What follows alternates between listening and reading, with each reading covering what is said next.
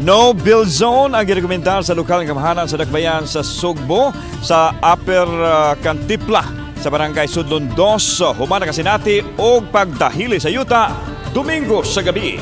Ang 28 ka mga pamilyang apektado, una nang mihikling dihang sayo nilang nabantayan ang paglihok sa yuta, hinungdan nga way na angol una kalas atol sa hitabo. Samtang base sa pagtuon sa Mines and Geosciences Bureau, anapog ang matang sa yuta sa maong dapit.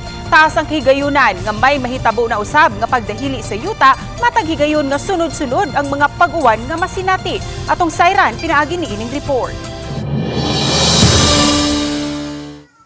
Gikordona ang napo ka mga panimay sa Sitio Upper Cantipla, Barangay Sudlon 2 nga apektado sa nitabong pagdahili sa yuta niadtong Domingo sa gabi. Sagad sa mga panimay dinhi, napahakan ang kwarto o baka kusina. Hinuon way ni usa sa mga mulupyo dinhi ang naangol o nakalas kay dali dayon silang nakahikling dihang ilang nabantayan nga milihok na ang yuta alas 6 sa gabi niadtong Domingo. Usa lang kini sa mga panimay dinhi sa Upper Cantipla nga nahiagom og grabing kadaot dihang nahulpa ang dakong bahin sa bukid dinhi atol sa landslide.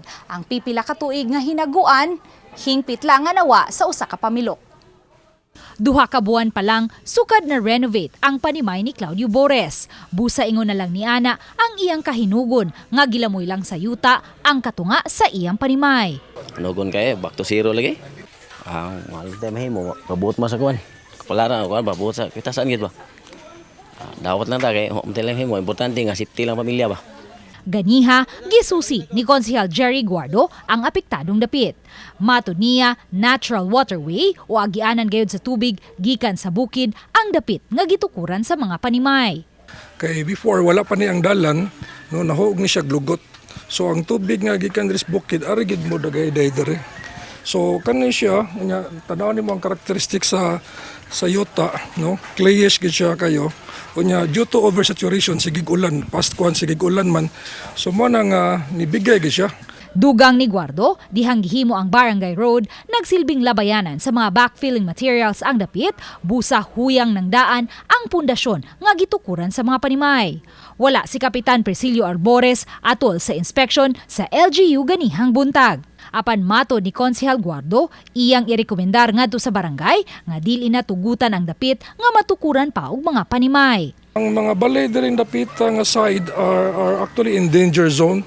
So dili siya gid safe and stable ang ilang foundation sa ilang yuta diri. So dili gid siya para nako I would recommend to the barangay, dili gid siya advisable nga makapuyo pagbalik.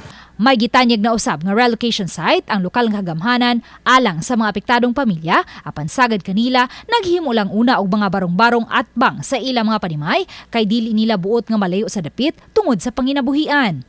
Ingon sila nga atos layo, ya di may palayo lang sa kay lisod kay paghakotakot sa mga butang. Nya ang among panginabuhi na ama sa dool nya, mawato mig layo. Lisod na kayo.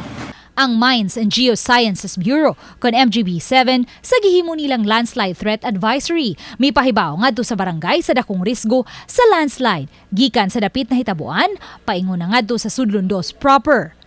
Girekomendar usab sa MGB7 nga pabakwiton gilayon ang mga apektadong pamilya ug hatagan sila og relocation site. Sa pagkakutlo ning balita, wala pa makuha og habig si Kapitan Albores. Uban ni Cleofer Lumayag, Luan Merondina, Balitang Bisdak.